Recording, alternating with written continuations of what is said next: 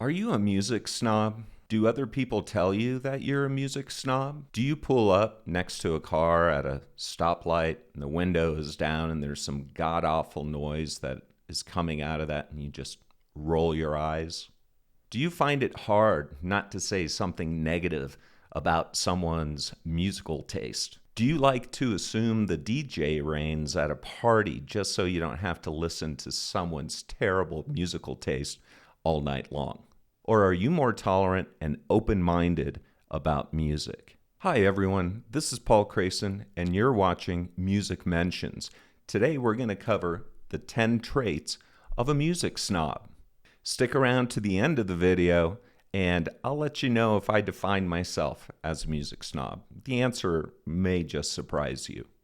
All right, let's go ahead and dig in. This list is not in any particular order. Here's number 1. Exclusivity. Music snobs tend to believe that their taste in music is superior to others, leading them to dismiss or belittle genres, artists, or songs that don't align with their preferences. They may consider themselves part of an exclusive club of true music enthusiasts.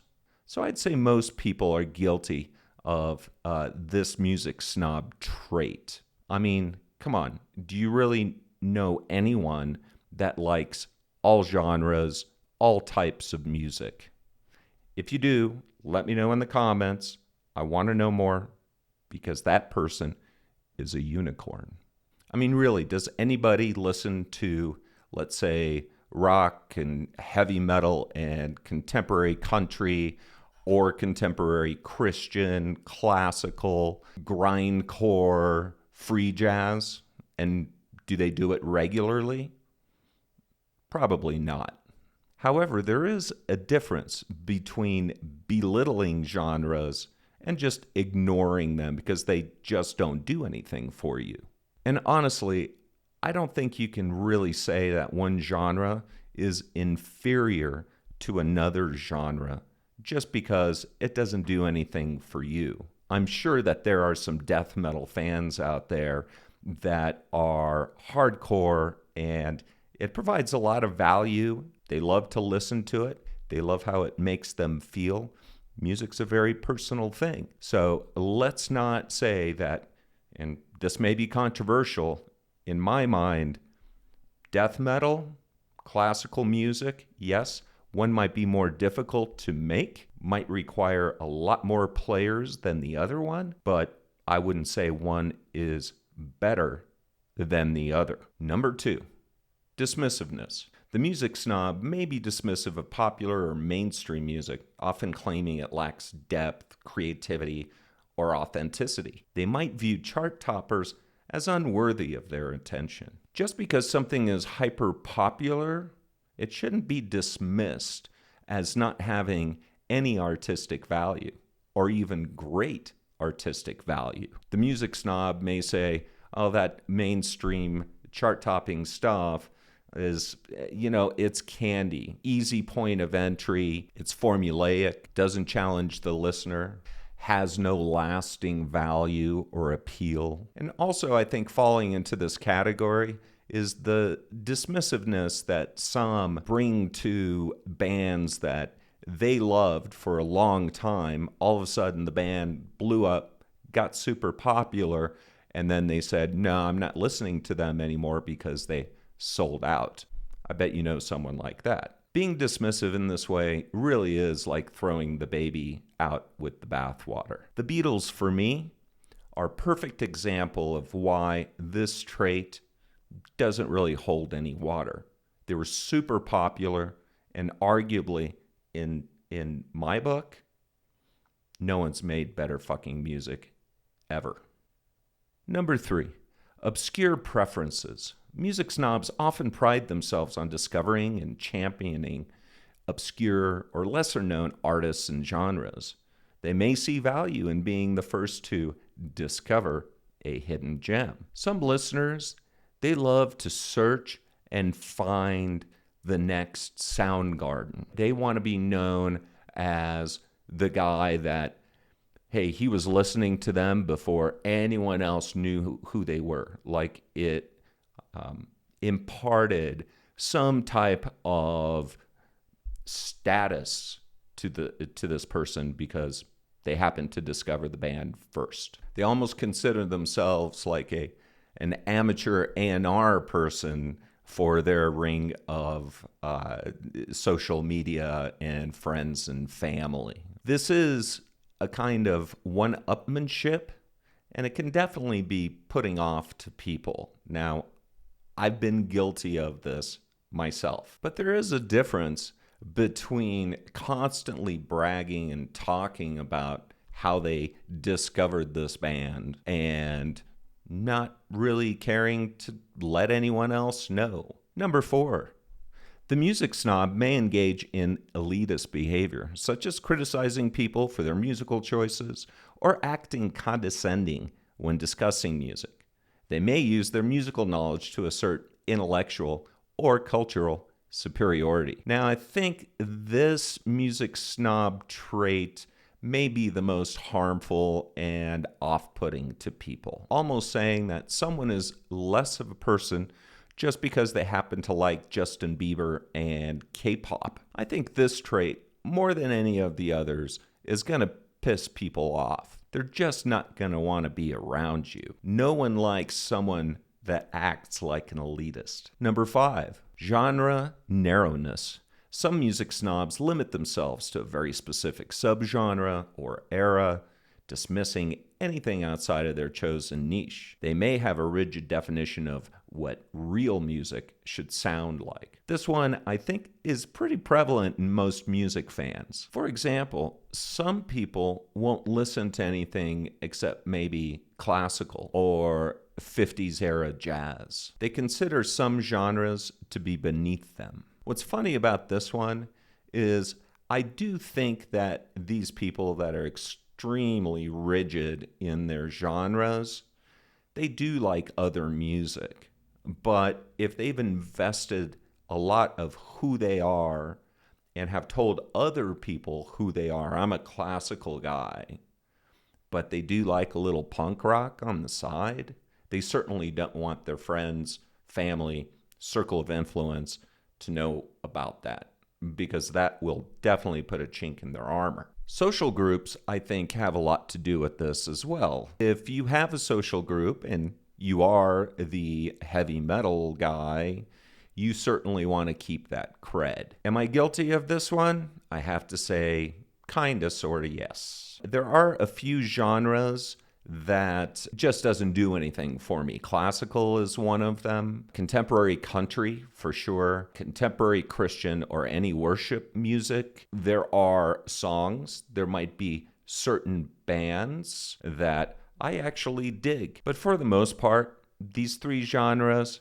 nah. And as a bonus genre that doesn't do a whole lot for me either, nu metal. Limp Bizkit, fuck those guys. I hate them. Number 6, audiophile tendencies. Music snobs often invest in high-quality audio equipment and may criticize others for not appreciating the nuances of sound quality. Guilty of this one. Great audio equipment completely changes the ball game when it comes to listening to music. I'm talking about playing music on an iPhone and using those tinny little speakers, 0 bass response, a little transistor radio that we used to have back in the 70s when I was a kid. Even some of the Bluetooth speakers, especially the small ones that you just physically can't get a decent bass response from, they sound fucking terrible. I understand the counter argument here, which is what matters is the music. The sound is secondary. It's not that important to people. I recall reading an article about Sinead O'Connor, and she said something in the article that she didn't have a sound system. All she had was a boombox. So I get it. I understand that. But I also think a lot of people that have never listened to really good audio equipment don't know what they're missing. I've taken a lot of friends, plop them down in front of my audio system, and when they got done listening, they were blown away. They simply had never heard music sound like that before, especially kids these days. Anyone that's grown up in the Napster and MP3 era, streaming audio, Spotify, it's compressed music, people that have listened to MP3s most of their lives and have never heard a good system are bound to have their eyes open when they do. Alan Parsons once famously said, "Audiophiles don't use their equipment to listen to your music. Audiophiles use your music to listen to their equipment." Absolutely. There are people like this. I follow several audiophile groups on Facebook. It amazes me how often the same albums come up over and over again, or audio shows where there are listening rooms and people are playing music and just to demonstrate the system in that room. Hotel California, Steely Dan's Asia, Daft Punk's Random Access Memories. Those are three off the top of my head. It seems like they spend all this money on great equipment and then maybe have 10 albums, because the other album recordings, the quality of the recording, the source material is subpar, and they simply won't listen to anything that wasn't recorded really well. Go figure. There are people like this. So Alan Parsons, it seems like an extreme statement to make, but I think it's true. I'm a music fan first and foremost. After the music comes the sound quality. Even a crappy live Sex Pistols bootleg still sounds better on a great system than on a poor sounding system. Number 7, music jargon.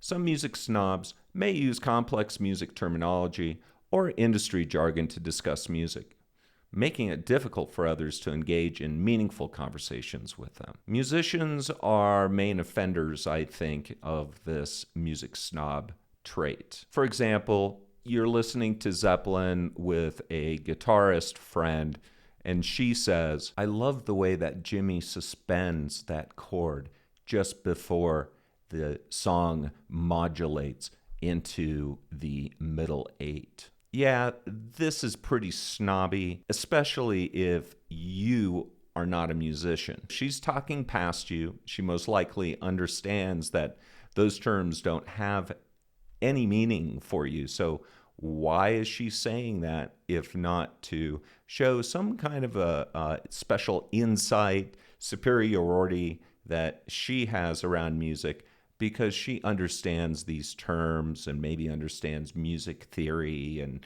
has studied at fucking Juilliard. Now, when it comes to music jargon, I think there are also music sites out there that have this air of superiority. I'm looking at you, Pitchfork. Talk about pretentious. Number 8, resistance to change. Music snobs may resist change in the music industry and hold on to past eras or styles as the gold standard, often being critical of contemporary music trends. Everyone knows someone that is stuck in time. There are those people that you know that won't listen or haven't listened to any music beyond 1979 or after the 90s grunge era. Personally, being in the age group that I'm in, I know quite a few people that are just stuck on classic rock. That's all they listen to. They'll put on a classic rock Spotify playlist. You'll introduce them or like to introduce them to some music, maybe made this decade. And they're like, no, I'm not interested. It can't be any better than what I'm listening to now. I think this kind of a protective shield for people. I think it gets them off from having to admit, I kind of like some of this hip hop.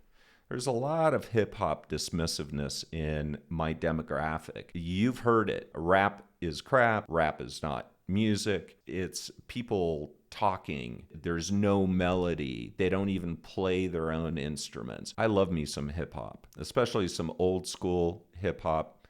Love NWA. Love some of the new hip hop as well. Kendrick Lamar. Come on. I think some of this comes from the fact that people have deprioritized music at a certain point in their lives.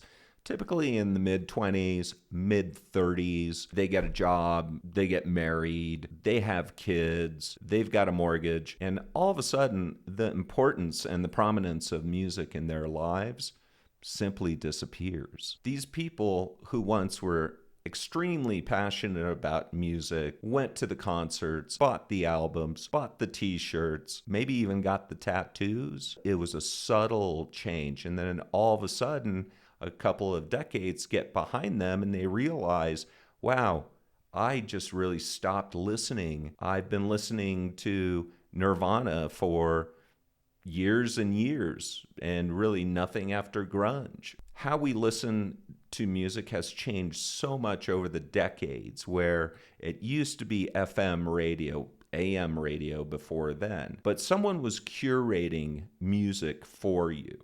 And so you didn't really have to search for it. You just listened to the radio.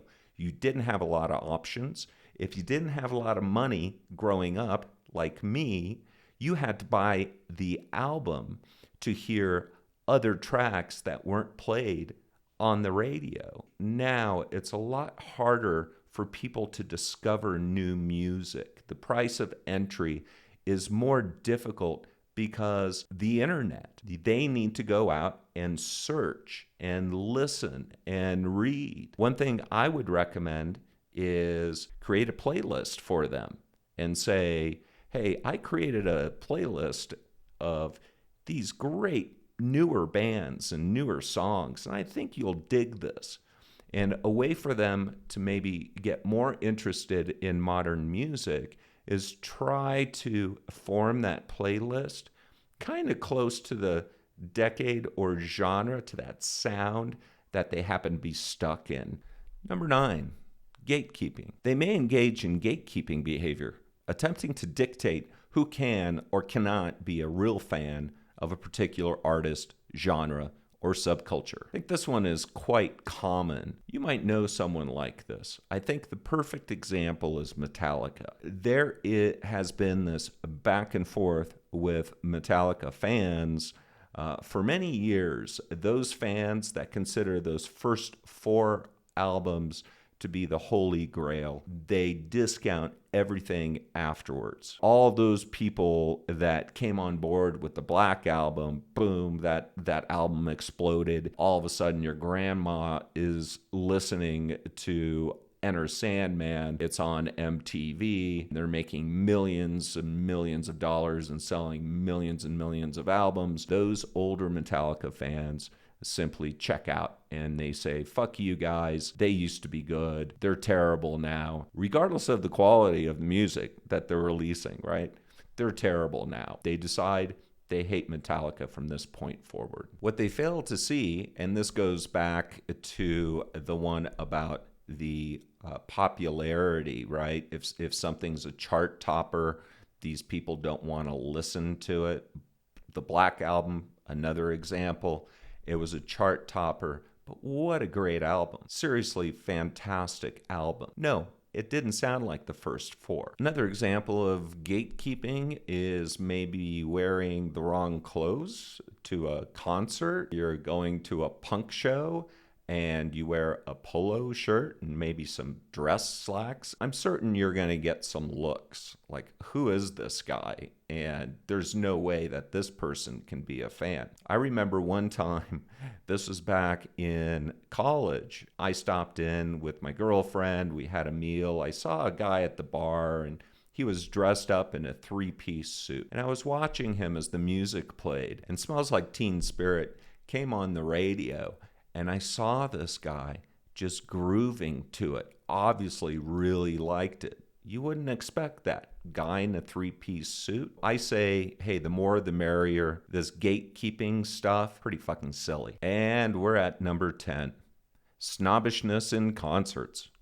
Music snobs may express disdain for large commercial music festivals or popular concerts, favoring smaller, more intimate venues and events. I certainly know people like this will avoid the big shows. They're big, that means that band is popular. There's going to be a lot of people there. I'm lost in a crowd. I don't feel very special at a place like that, and the sound is shitty. You may know someone like this. Let me know if you do in the comments. There is a general truism. The bigger the show, the more the focus is on the event, the spectacle itself, rather than the music. And as you go down in size, the focus shifts more to the music side. But that doesn't mean a big show experience is automatically musically unsatisfying. To just say, no, I just go to the small shows before the bands blow up because that's the real music, that's pretty fucking snobbish. Well, there you have it. The 10 traits of a music snob. Where do you land on the map? How many of these traits do you have? I'm sure that most of you have identified at least with a few of these, if not with all of them. Music can inspire a lot of passion in people. And passionate people, one thing they like to do is engage in debate. That passionate debate might veer into the territory of belittling someone, telling them they're a loser because they listen to a certain type of music. I think that guy is an asshole. Don't be that guy. Now, at the start of the video, I said that I would let you know if I consider myself to be a music snob. And the answer is yes. I am a music snob. But there's a difference, I think, between the Paul Crayson that you see in front of you today and the 15-year-old AC/DC Led Zeppelin head back in the 70s. I've definitely mellowed with my opinions. Thanks for watching. Give the video a like if you found any value in the content. Subscribe to support the channel, see future videos. And I'll see you next time.